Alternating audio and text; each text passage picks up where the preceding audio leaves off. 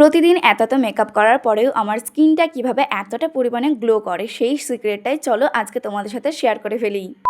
তো দেখো, আমরা মেয়েরা কিন্তু মেকআপ করতে ভীষণই পরিমাণে পছন্দ করি, কিন্তু সেই মেকআপটাই যদি আমাদের স্কিনের ক্ষতি করে তাহলে কিন্তু সেই জিনিসটা আমরা কেউই মানতে পারি না। এদিকে আমাদের সাজুগুজু করতেও ভালো লাগে, অন্যদিকে আমাদের স্কিনটা যাতে খারাপ না হয়ে যায় সেই জন্য আমাদেরকে কি কি করতে হবে চলো সেটাই তোমাদের সাথে আজকে শেয়ার করে দিই। মেকআপ তো আমরা সকলেই করি, কিন্তু মেকআপ আমরা রিমুভ করতে বেশিরভাগ দিনই কিন্তু ভুলে যাই। এটা যে আমার সাথে হয় না এমনটা কিন্তু একদমই না, আমিও কিন্তু অনেকবার ভুলে যাই, সাথে আমারও ভীষণ পরিমাণে টায়ার্ড লাগে, যে কারণে আমার মেকআপ রিমুভ করতে একদম ভালো লাগে না। তাই খুব কম সময়ের মধ্যেই দুটো মাত্র বাজেট ফ্রেন্ডলি প্রোডাক্ট দিয়ে আমি আমার মেকআপটাকে ক্লিন করে নিই, যেটার মধ্যে প্রথমেই হচ্ছে নারকোল তেল। নারকোল তেল কিন্তু ভীষণ সুন্দরভাবে আমাদের মেকআপটাকে রিমুভ করে ফেলে। আমি এর আগে প্রচুর রকমের মেকআপ রিমুভার টিস্যু ইউজ করেছি, কিন্তু নারকোল তেল যতটা সুন্দরভাবে আমাদের ফেসটাকে ক্লিন করে ততটা সুন্দর কিন্তু কোনো রকম মেকআপ টিস্যুই করতে পারে না। অ্যান্ড সেকেন্ড হচ্ছে মামাআর্থের এই উপটান ফেস ওয়াশটা। এই ফেস ওয়াশটা একটা স্ক্রাবারের মতো, অ্যান্ড মেকআপের পরে ডবল ক্লিনজিং কিন্তু সত্যি দরকার।